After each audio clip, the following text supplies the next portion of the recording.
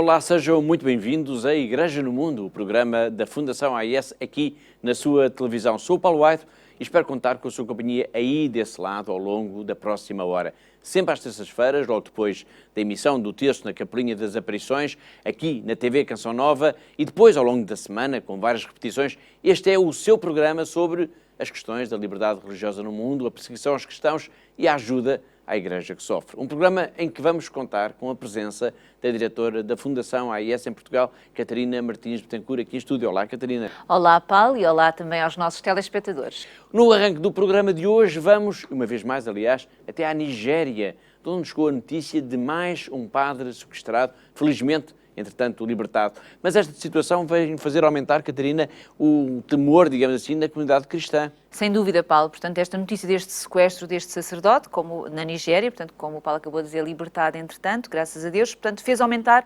este clima já de profunda insegurança que se vive neste país. Portanto, este sacerdote, que é o padre Nicolás Obó, que pertence à diocese de Uromi, situada no estado sul-oriental de Edo.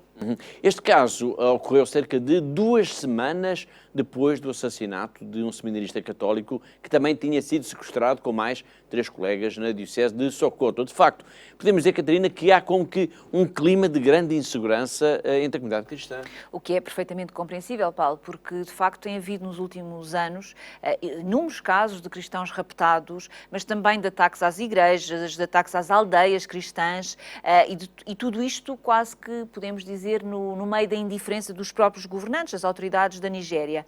Ou seja, portanto, no meio desta incapacidade de defender o seu próprio povo, portanto, a comunidade cristã sente-se cada vez mais insegura nesta região. Sinal disso, no emotivo funeral do seminarista assassinado, que eu referi há pouco, Dom Matthew Kukak, o bispo de Sokoto, acusou mesmo o poder político de negligência, afirmando que a perseguição aos cristãos no norte do país confunde-se, Catarina, com a própria existência da Nigéria. Exatamente. Portanto, este prelado acusou também o poder político de negar a justa representatividade dos cristãos na sociedade e de ter, de facto, ignorado esta destruição sistemática que tem acontecido na Nigéria das igrejas ao longo destes anos. Portanto, nesta homilia, o bispo de Sokoto apontou ainda o dedo também ao Boko Haram, portanto, este grupo radical terrorista que é responsável por uma das mais sanguinárias campanhas que existe na Nigéria e nos países ali da região. No final do ano passado, em outubro, a Fundação AIS lançou em Lisboa mais um relatório sobre a perseguição aos cristãos no mundo. A ação de apresentação, recordo, contou com a presença do padre Gideon Obasogie, oriundo da diocese de Maiduguri, na Nigéria, precisamente um dos epicentros do terror do Boko Haram e da violência que temos estado a referir contra os cristãos neste país africano. Diz o padre Gideon, que vamos escutar já de seguida, que qualquer pessoa sente-se ameaçada na Nigéria. Every person who lives in Nigeria is in one way or the other threatened. And even you here in Portugal, the very fact that you hear such horrific stories, you get threatened. And worst of all, to those of us who are staying in the battle zone, we feel double threatened, because a number of times we have escaped terrorist attack. We have priests who had to jump through the fence of their homes, to flee to safe zones, to be secured, and the mere fact of hearing such stories and living in such zones makes you traumatized, makes you carry a lot of fear and burden, up in your mind.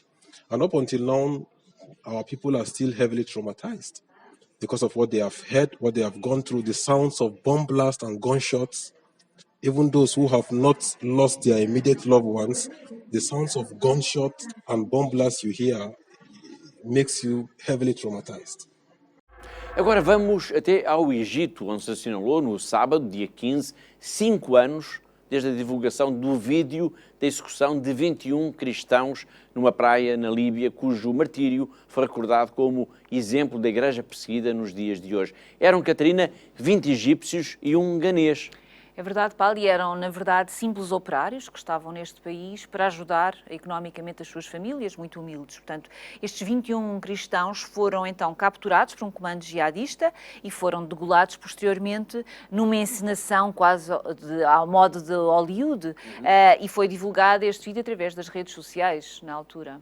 O filme do martírio destes cristãos correu o mundo e mostrou a barbaridade dos terroristas e, em simultâneo, a fidelidade destes homens até ao último momento das suas vidas. Precisamente, Paulo, foi de facto impressionante, não é? Vermos no vídeo que estes homens, estes simples operários, estavam naquela situação terrível, mas estavam a rezar e estavam a dizer Jesus Cristo no momento da sua execução. Os restos mortais destes coptas foram encontrados mais tarde, já em setembro de 2017, numa vala comum na costa da Líbia, perto da cidade de Sirte. Neste sábado, no dia 15 de fevereiro, quando se assinalou o 5º aniversário da divulgação do tal vídeo do assassinato destes cristãos, foi inaugurada, Catarina, uma exposição sobre este caso. Sim, Paulo, de facto foi inaugurada esta exposição, que está patente então no santuário que entretanto foi criado na cidade egípcia de Al-Aur, na província de Minya, e que documenta então a história destes mártires desde o momento do sequestro até ao regresso dos seus corpos, evidentemente, à sua casa. Esta exposição revela alguns dos objetos que pertenciam a estes mártires. Exatamente, portanto, eram objetos pessoais que estão agora expostos, não é? Como roupas, as cordas, por exemplo, que amarravam os seus pulsos, assim como, por exemplo, os sapatos, alguns objetos, como, por exemplo, moedas que foram encontradas próximos também do corpo, naquela zona, e também um pouco da areia, daquela praia onde eles foram executados e onde foi derramado o sangue destes homens, que entretanto foram então declarados como mártires pela Igreja Copto-Ortodoxa. Sameh Salah Farouk foi um dos 21 cristãos decapitados na Líbia. Deixou mulher e uma filha pequena. Num testemunho emotivo, Mariam, a viúva de Sameh, fala deste crime, mas revela orgulho pela forma como os cristãos egípcios têm sabido preservar a sua fé. أنا مريم مرشد سمحة بصراحة. أنا بشكر ربنا، أنا مش زعلانة. أنا بجد يعني أنا عرفت مسيحيتي. ليه جوزي مش شهيد، جوزي ما مشي في حادثة. أشكر ربنا وربنا يخلي لي بنتي ويحافظ عليه. وأشكر ربنا لأنه فعلا ده أنا من ساعة ما أخدته هو بيحكي لي عن ربنا، بيحكي لي عن المعجزات، بيحكي لي عن كل حاجة. فأنا جربت منه وحبيته، وهو الفراق صعب فعلا وهيفضل صعب لغاية آخر فم، لكن أنا مش زعلانة. ده إحنا بنفتخر بمسيحيتنا أصلا. الحاجة دي بتخلي كل واحد مسيحي يفتخر بمسيحيته. هو السيد المسيح اتصلب واتجلد وتعذب وشاف مرار الدنيا عشان احنا مش هنستاهل ربعه، مش هنستاهل نقطة من الدم اللي نزل منه. لا طبعا لازم نستاهل، لازم نستحمل.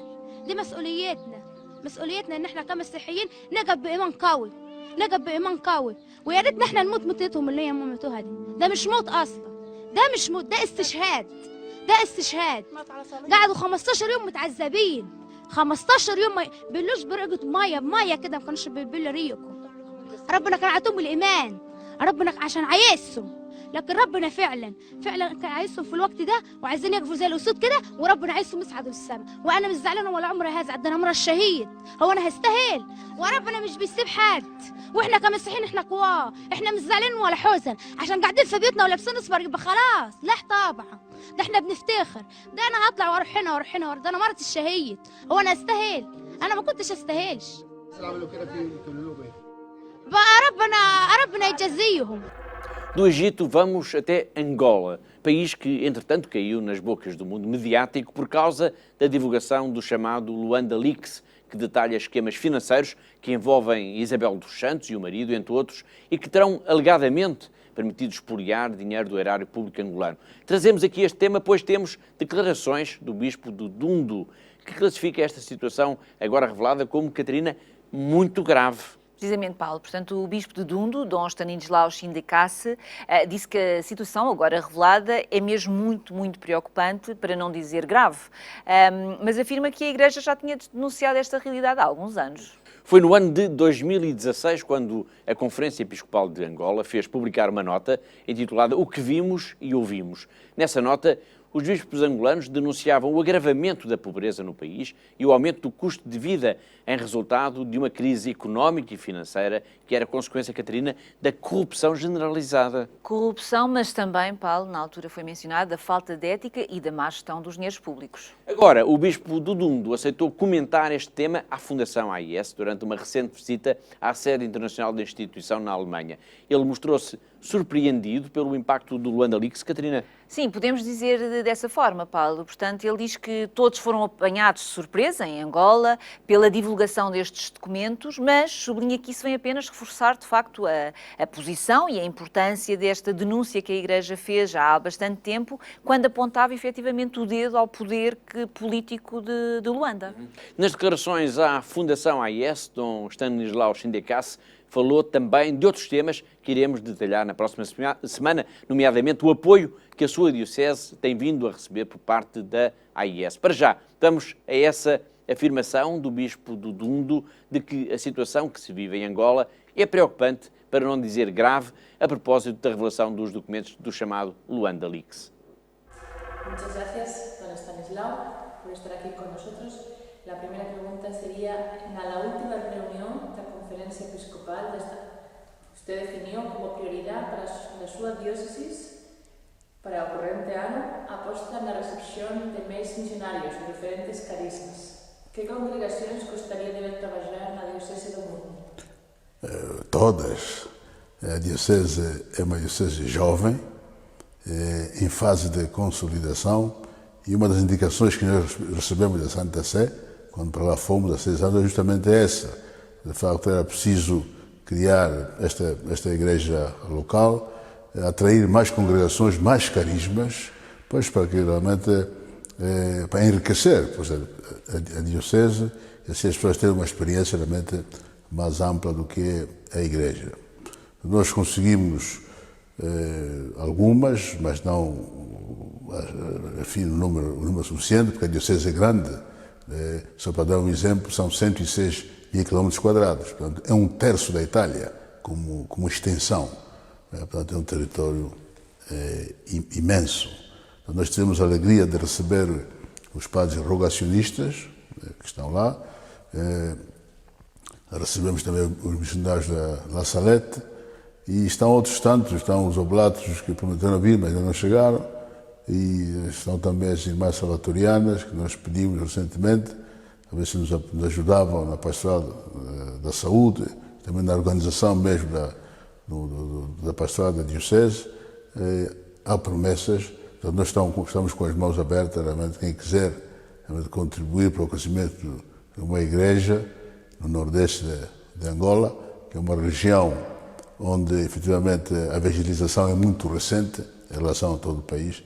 Nós estamos de mãos abertas para receber. Também considerado como prioritário incentivar as vocações sacerdotais, dando especial atenção à formação de seminaristas. A Igreja de Angola, neste caso concreto na sua diócesis, está a pensar em projetos de cooperação nesta área com outras igrejas lusófonas, nomeadamente com Portugal. Sim. Nós, portanto, temos uma carência enorme de sacerdotes, comparando com as outras dioceses, sobretudo as mais antigas. E esse foi o tema que nós levamos desde o princípio. Já havia um trabalho inicial, realmente de acarinhar, acompanhar as vocações. Naturalmente que as vocações masculinas, as coisas têm corrido de uma forma satisfatória. Com as vocações femininas. Para a vida religiosa, o trabalho ainda é muito lento. Temos que melhorar os métodos realmente de recrutamento, de apresentação e de acompanhamento. Agora, da outra parte, portanto, falando das vocações sacerdotais, houve um crescimento realmente enorme. Nós não temos um seminário próprio, portanto, é uma das prioridades, ao menos seminário médio, é necessário que o tivéssemos para acompanhar de perto, dar uma formação intelectual humana enfim, mais cuidada, mas, entretanto, tem havido muita correspondência dos jovens e que estão distribuídos um pouco por todo o país. Agora queríamos, efetivamente, nesta fase da formação portanto, última, já prévia aos sacerdotes, estamos a tentar depois bater a porta a uma outra diocese de Portugal, a ver se nos recebe 2 ou 3 candidatos, realmente para que na formação possam ter uma formação teológica e espiritual no contexto de uma igreja mais organizada, né? E assim depois possam efetivamente trazer essas experiências para uma diocese nossa que é efetivamente bastante jovem. Como é que está a situación dos refugiados provenientes da República Democrática do Congo, da região, tudo? Sim, de facto, esta é uma outra preocupação que nós tivemos, porque há 2 anos nós tivemos uma avalanche de refugiados que vieram para a nossa diocese. Realmente foi uma situação muito complicada, porque nós estávamos preparados, nem a Igreja, nem o Governo está preparado para os acolher como convinha, mas nós temos que agradecer, reconhecer que as nossas comunidades, as nossas paróquias, poucas, os nossos fiéis, foram muito solidários em acolhê-los, porque as ajudas internacionais demoram sempre muito tempo, por causa da burocracia e ver as coisas. Portanto, nas primeiras semanas, a situação mais dramática, mas houve muita colaboração realmente dos paroquianos e dos fiéis, até que depois os organismos das Nações Unidas e o governo local, então, encontraram lugar para os deixar e assim depois acompanhá-los. Ultimamente está a registrar-se o regresso ao Congo. Portanto, a pressão diminuiu, mas há ainda um grupo, embora menor, que ainda está no campo de refugiados, que eu depois tive a sorte de visitar ainda um pouco antes do Natal. Havia um grupo reduzido, mas há um programa realmente de repatriamento, portanto, de regresso às províncias de origem, portanto, nesse caso do Congo, portanto, o Kasaï Oriental e o Kasaï Ocidental. ¿Ha dicho cuántos refugiados más o menos hay? Portanto, no princípio, quando digo no auge, falava-se de 13.000, depois chegou a 23.000 registados, porque há sempre quem não se registra, é sempre difícil, portanto, ter um número exato. Mas agora, nesse preciso momento, o número anda por volta de 7.000 refugiados. Sim. Como é que a Igreja vê a divulgação dos documentos do chamado Luanda Leaks? Pode ter reclamado durante tantos anos contra a ineficiência do poder político e da corrupção em Angola.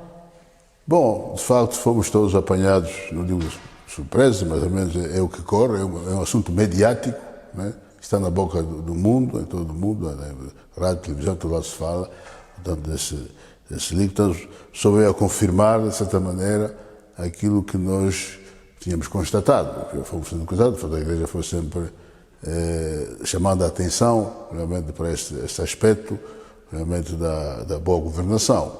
E os ventos que correm hoje são inéditos na história do nosso país. Agora, não precisamos, a Igreja não reclamar nenhum mérito, só fizemos o nosso dever, mas se recorda ainda em 2016 houve uma nota muito breve, cujo título era O que vimos e ouvimos, onde realmente um dos pontos salientes era que a crise económica que se vivia não era devida à baixa de preço do petróleo, é o que se dizia, mas era justamente uma crise ética, uma crise moral. E também onde se denunciavam justamente o nepotismo, a impunidade. Portanto, são expressões que se usam lá, que estão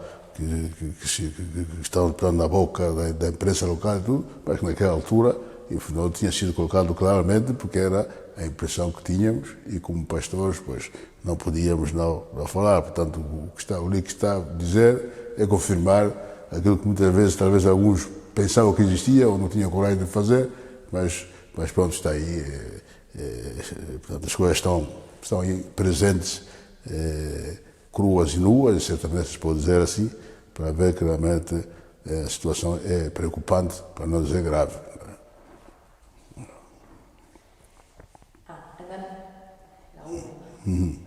Quais são os projetos que gostaria de ver implementados na sua diocese com o apoio da Fundação?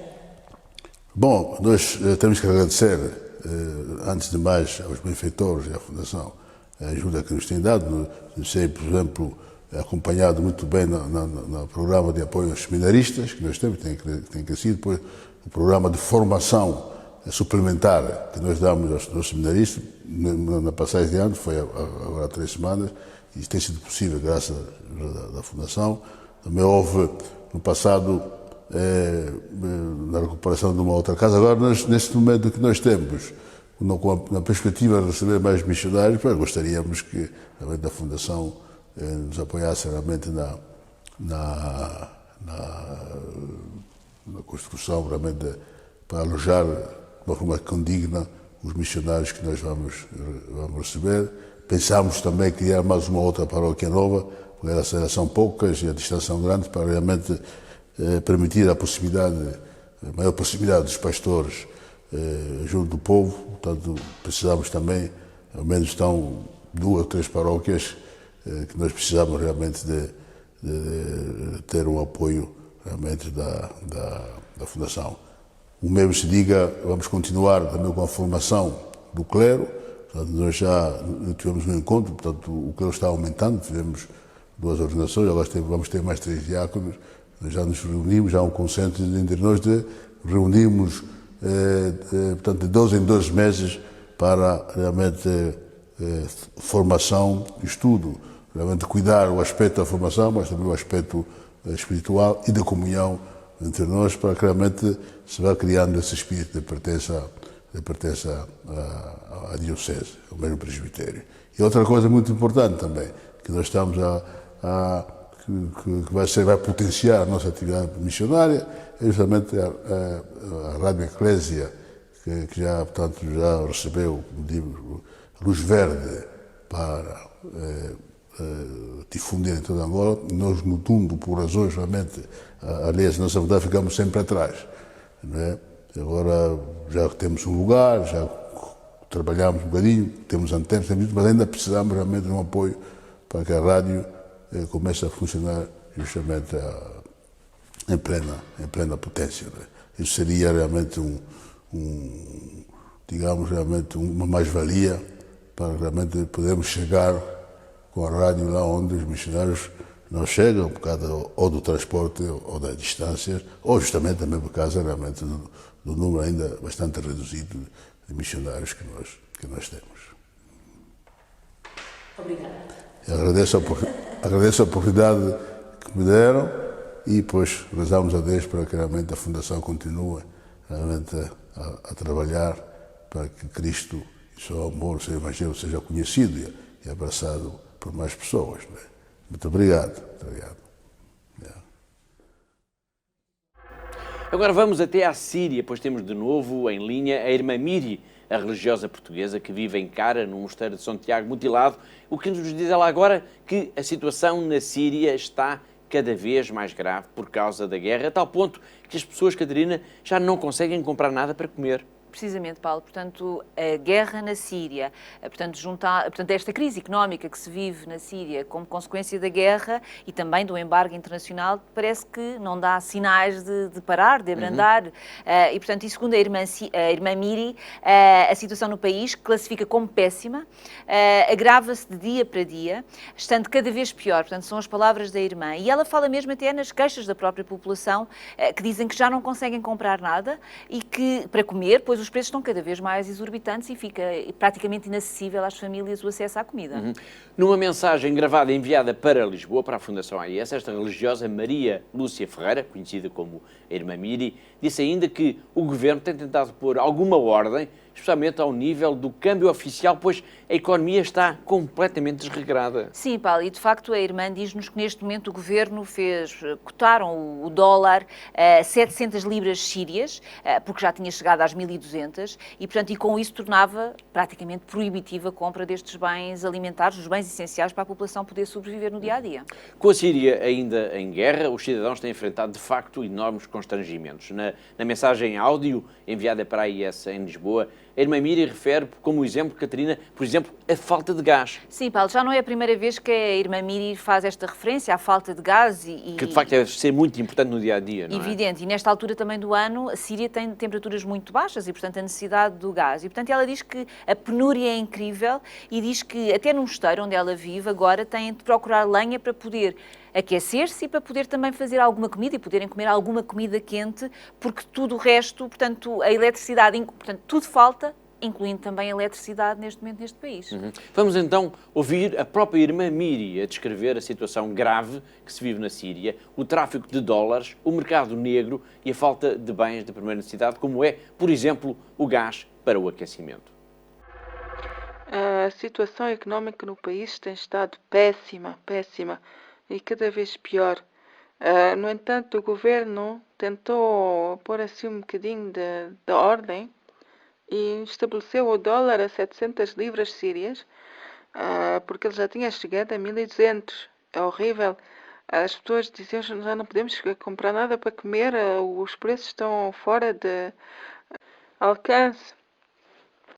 O problema parece é que há um tráfico de dólares, de troco da moeda com a lira síria que é feita pelo mercado negro, e então toda a gente se gera por isso, porque se ganha mais. Mas o governo começou a pôr assim, a prender pessoas, alguns foram presos, e está a fiscalizar bastante para ver se acaba isso e que o preço do dólar deixa no país e também os preços da vida diária. Outro problema é a grande falta de gás. E toda a gente a quem perguntamos, mas porquê que não há gás?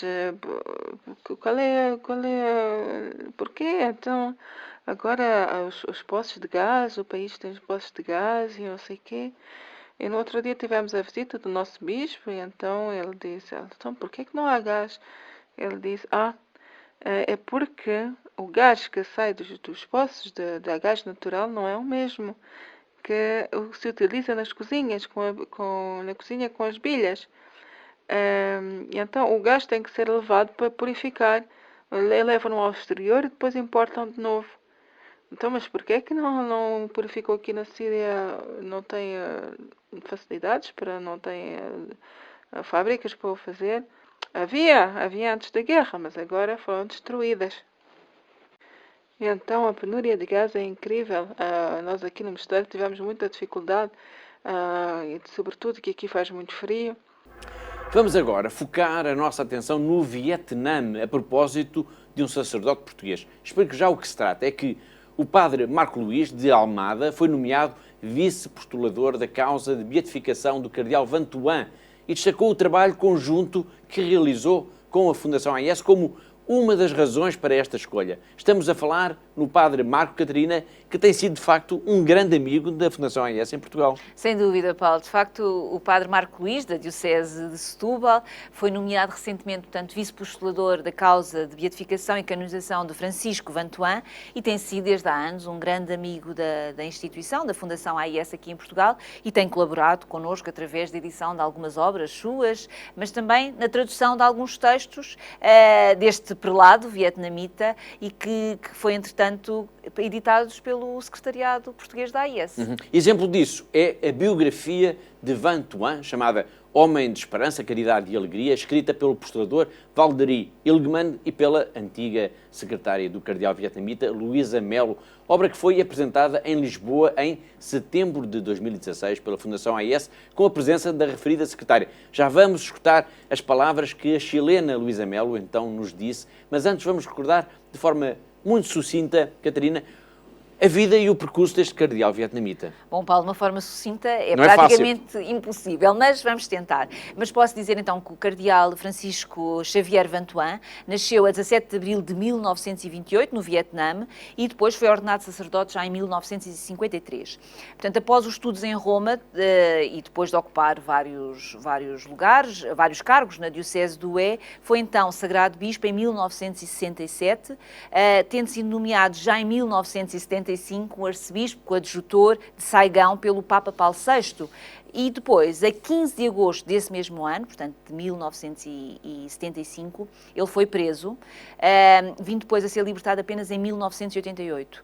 13 anos depois. Portanto, 13 anos depois. Teve 13 anos encarcerado. Portanto, depois foi expulso do seu país, e foi para Roma, tendo então na altura sido nomeado vice-presidente e depois presidente do Conselho Pontifício para a Justiça e Paz, entre 1994 e 2002. No ano jubilar de 2000 e por vontade expressa do Papa João Paulo II, ele pregou os exercícios espirituais para a Cúria Romana durante a Quaresma, tendo então sido o primeiro bispo asiático a fazê-lo no Vaticano. E depois em 2001, o cardeal Vantuan foi nomeado então cardeal, juntamente com o nosso bem conhecido Jorge Bergoglio, o atual Papa Francisco. Portanto, após isto, acabou por sofrer um tumor e sofreu imenso, viveu anos muito difíceis no fim da sua vida e acabou por morrer então na Clínica Pio XI, em Roma, já a 16 de dezembro de 2002. Obrigado, Catarina. Como eu disse há pouco, em 2016, a Fundação AES lançou em Lisboa a biografia de Vantuan, homem de esperança, caridade e alegria, escrita pelo postulador Valderi Ilgman e pela antiga secretária do cardeal vietnamita Luísa Melo, que acompanhou nos últimos anos da sua vida.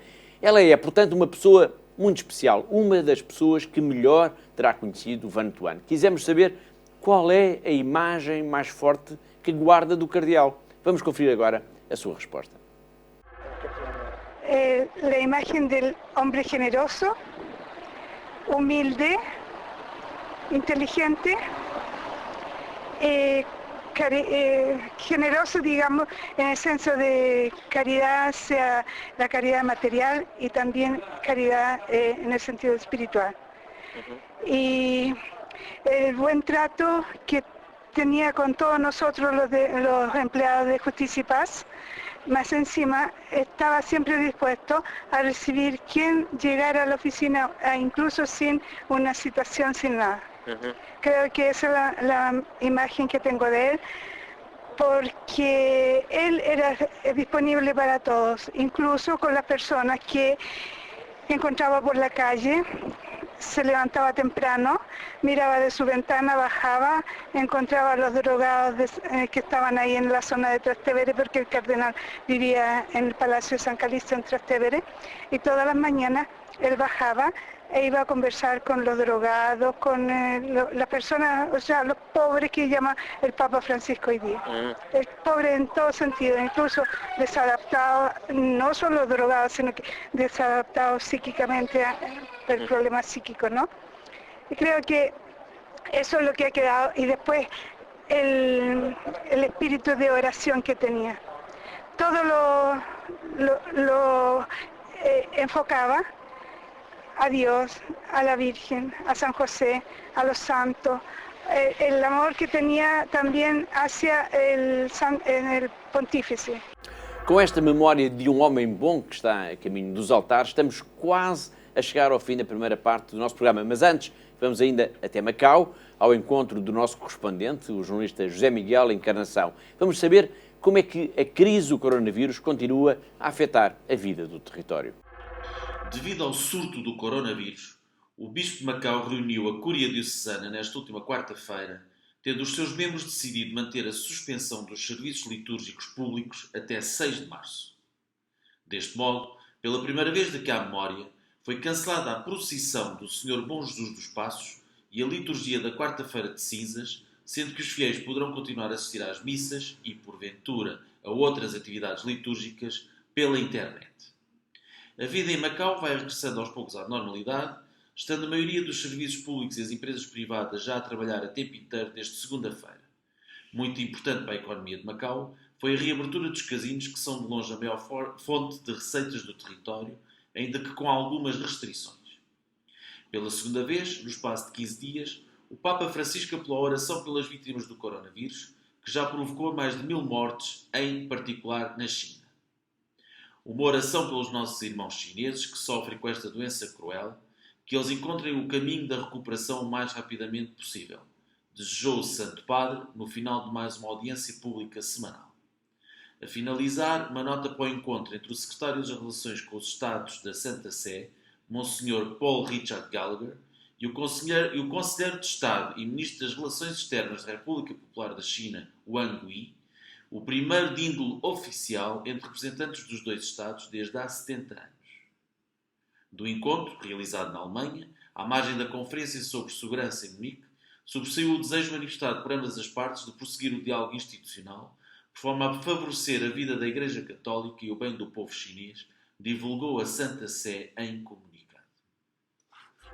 Agora sim, depois deste ponto da situação da vida na Diocese de Macau e desta nota para o encontro entre os responsáveis dos negócios estrangeiros de Pequim e do Vaticano, tema que vamos aprofundar na próxima semana, chegamos então ao fim da primeira parte do nosso programa. Vamos agora para um breve intervalo, deixe ficar por aí, voltamos dentro de instantes. Olá de novo, está a ver Igreja no Mundo, o programa da Fundação AIS, ajuda a Igreja que sofre aqui na sua televisão, em que todas as semanas passamos em revista o que de mais importante passou no mundo no que diz respeito à liberdade religiosa. Sou o Paulo White, comigo em estúdio está a Catarina Martins de Betancourt, a diretora da Fundação AIS em Portugal. Este programa marca o início aqui na TV Canção Nova de um espaço muito especial que vamos dedicar a partir de agora à campanha que a Fundação AIS vai realizar nesta Quaresma em Portugal. Chama a vossa atenção, pois vamos ter muitas novidades, com reportagens e entrevistas e, acima de tudo, muitas histórias que tenho a certeza vão querer acompanhar todas as semanas até à Páscoa.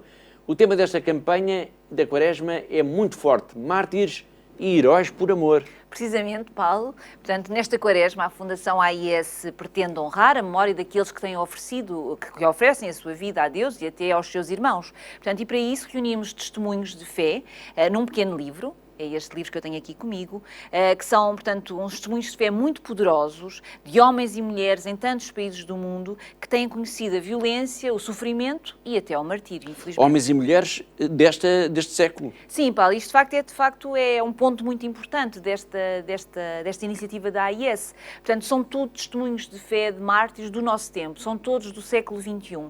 E isto é muito importante para nós percebermos que esta questão dos mártires não vem dos tempos antigos. Hoje vivemos este martírio, tantos irmãos nossos estão a viver este martírio. E, portanto, é muito importante sublinhar este ponto e dizer que estas histórias destes homens, destas mulheres, destes cristãos, destes heróis de fé, são também um sinal inequívoco como a perseguição religiosa nos nossos dias está mais violenta do que nunca, e recordar, de facto, estes heróis é honrar as suas vidas, é relembrar estes homens e estas mulheres. Mas que testemunhos são esses?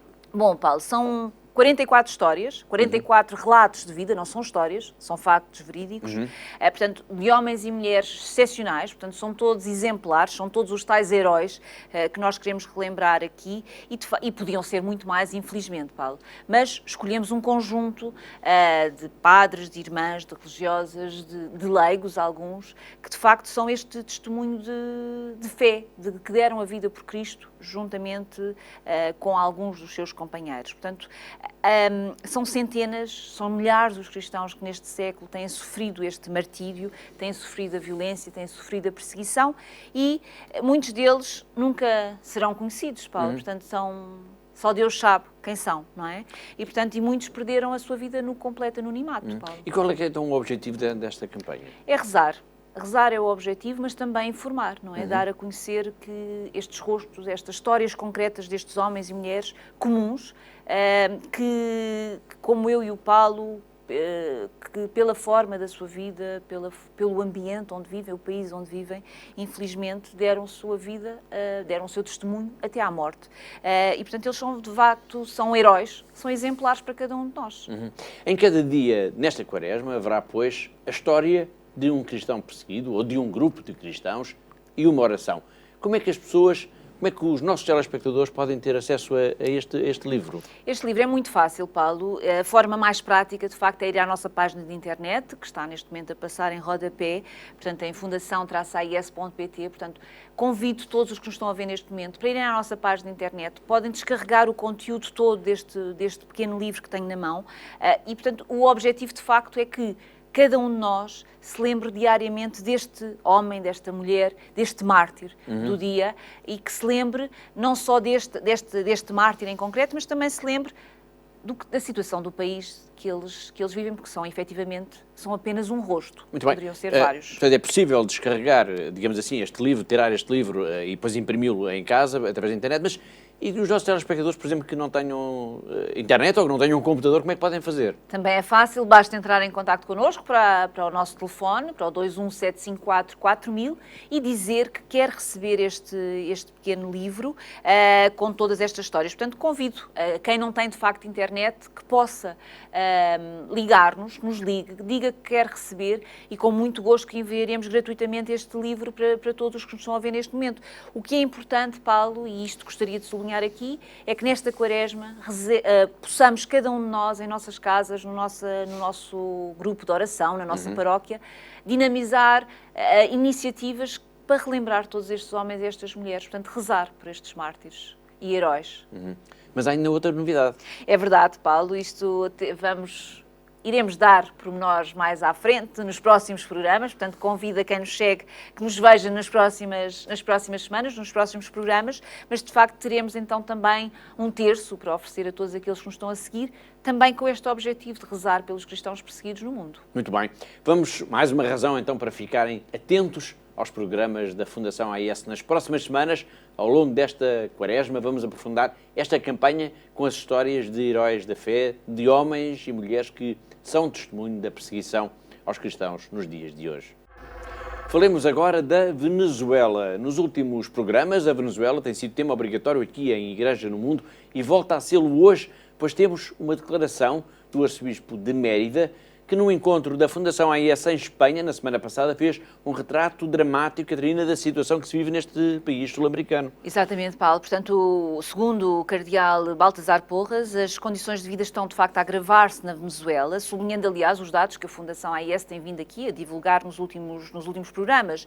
Portanto, ele fala, nomeadamente, que cerca de 30% das crianças já sofrem problemas de subnutrição e que cerca de 60% das famílias estão a procurar comida nas ruas. Apesar deste cenário, a Igreja venezuelana está confiante de que é possível ultrapassar esta crise e não perde a esperança num futuro melhor. Sim, Paulo, portanto, a par deste retrato negro da situação, desta realidade que se vive na Venezuela, o cardeal de Mérida, neste encontro então em Madrid, com os nossos colegas da AIS, sublinhou que a resposta solidária que a Igreja tem vindo a dar na Venezuela é impressionante e é por causa dessa capacidade de resposta que ele mostra que, apesar de todas as dificuldades, ele está otimista, com certeza. E que exemplos é que ele deu deste trabalho, digamos, solidário da Igreja junto às populações mais desfavorecidas? Ele deu vários exemplos, Paulo, aos nossos colegas. Portanto, posso referir aqui, por exemplo, que ele referiu o apoio que as paróquias da Venezuela estão a dar, em que as paróquias foram transformadas em refeitórios sociais, em dispensários médicos, e segundo o cardeal venezuelano, o trabalho de formiguinha, não é? Dos padres, das religiosas e dos leigos é espantoso. E ele disse mesmo que eles não dão apenas comida, eles acompanham, oferecem o seu tempo, a sua dedicação aos mais necessitados. A Fundação AIS está mobilizada a nível internacional e também aqui em Portugal, claro, numa vasta campanha de apoio à Venezuela que tem vindo a traduzir-se em ajuda concreta aos padres, religiosas, catequistas, seminaristas e leigos que têm procurado dar resposta às situações de pobreza mais imediatas. Já vamos falar desta campanha. Para já, chamo a sua atenção para as palavras do próprio cardeal Baltasar Porras, uma mensagem para si que nos está a ver neste momento. Ciertamente son muchas as necesidades que tenemos en Venezuela. La primera, sobre todo, del afecto. Quedarnos con tanta gente que se va a romper lo que son las relaciones humanas genera una desigualdad enorme que tiene que ver con lo espiritual y tiene que ver también con lo material. Todos vosotros sabéis pues la situación que estamos viviendo de muchas necesidades materiales que tienen que ver con la comida, con la salud, pero sobre todo con la seguridad. Sentir de verdad ese apoyo fraterno, sentir no esa conmiseración, como dice el Papa, sino que desde la necesidad de los unos para con los otros nos vamos ayudando y podemos así crecer, porque la esperanza es la virtud que nos hace superar pues todas las dificultades. Por eso los animo a todos a que colaboren con su afecto, colaboren con la generosidad que de tanta forma se puede manifestar, porque cuento contigo juntos damos a Venezuela una mano.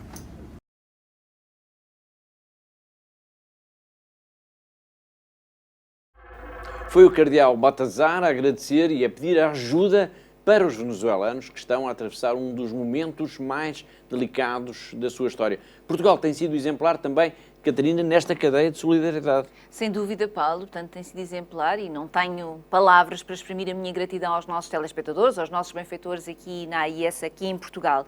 De facto, que têm sempre estado do nosso lado, têm sempre respondido aos nossos apelos para este apoio em concreto e, portanto, é de facto um sinal também de que a Venezuela é um país muito próximo nosso e onde vivem muitos portugueses e, por isso, há também esta proximidade e esta generosidade para com este povo. E essa ajuda daqui da Fundação AIS em Portugal tem-se materializado em que projetos? Há muitos projetos, Paulo, mas, por exemplo, porque se trata de facto de uma situação de emergência, uma situação grave, portanto, nós temos estes projetos de emergência, como, por exemplo, o apoio a estas cantinas paroquiais, que falámos aqui, a construção de poços de água, a compra de geradores elétricos, mas também temos, claro, ainda o fornecimento de bens essenciais, a roupa, os medicamentos, são apenas exemplos. É preciso, de facto, não esquecer, Paulo, para quem nos está a ver lá em casa, que neste momento há pessoas na Venezuela que passam fome e, por isso, é preciso ajudá-las agora, é preciso ajudá-las hoje, não é?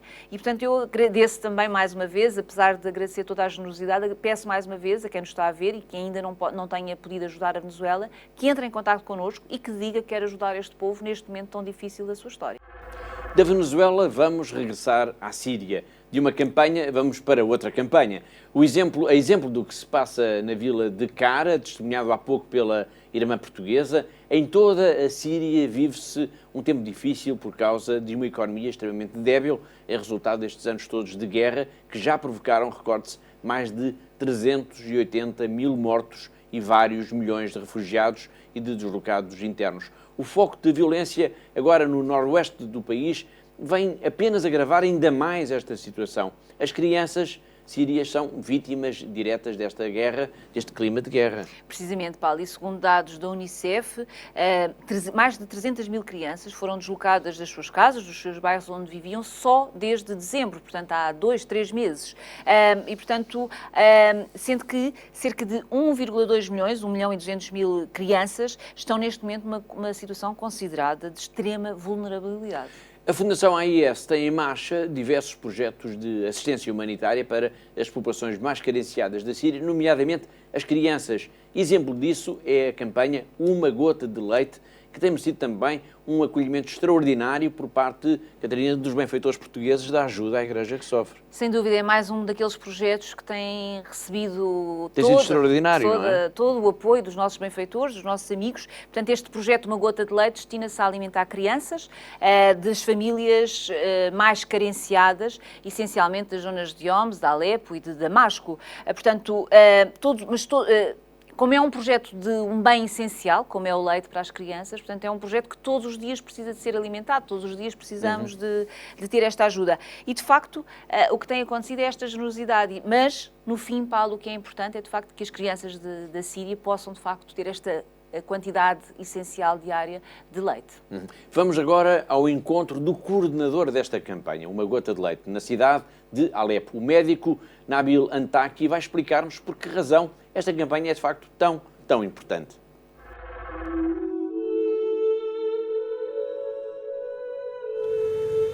Hello, I am Nabil Antaki. I am a physician from the city of Aleppo in Syria. I am the coordinator of the Drop of Milk project. This project consists in providing milk to all the Christians children in the city of Aleppo. We provide milk, special milk for the infants below the age of 1 year old and powder milk to the children from 1 to 10 years old. Actually, we provide milk for 3,000 Christian children. It means we provide milk to all the Christian children of Aleppo. Giving milk to the children is very important because milk is essential for their growth and well-being. Already, the war has stolen the childhood of our children. At least, we want them to grow normally and to be in good health. That's why milk is very important, and that's why we want to treat all the Christian children equally in providing milk to all the Christian children in Aleppo.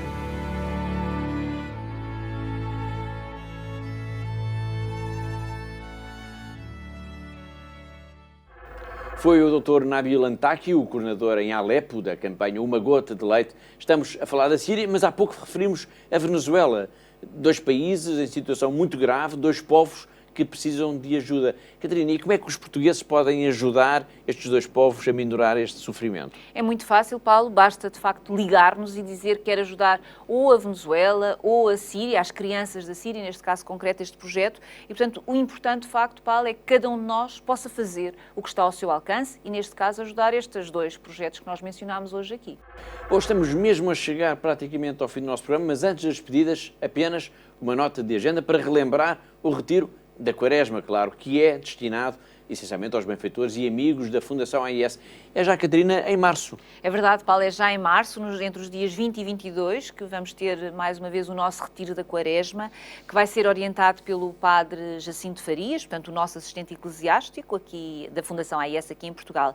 Portanto, o retiro irá funcionar na Casa das Irmãs Reparadoras de Nossa Senhora das Dores, aqui em Fátima, e quem estiver interessado, convido a entrar rapidamente em contacto connosco para dizer que se quer inscrever e quer participar connosco neste retiro da Quaresma. Muito bem, obrigado, Catarina. Com esta nota de agenda chegamos então ao fim do nosso tempo, ao fim de mais um Igreja no Mundo. Agradeço a presença da diretora da Fundação AIS aqui em estúdio e espero por si na próxima terça-feira, logo após a emissão do terço na Capelinha das Aparições. Despeço-me com amizade. Até ao próximo programa, até à próxima semana, se Deus quiser.